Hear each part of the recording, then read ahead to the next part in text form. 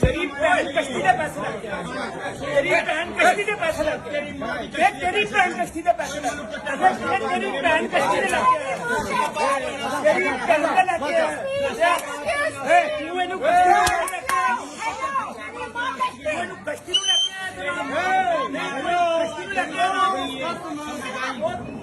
कश्ती में लगते हैं, वो अपनी बीवी को पेश करता सारे लोग बुझाता बिगाड़ता, वो अपनी बीवी को पेश करता, वो अपनी बीवी को पेश करता।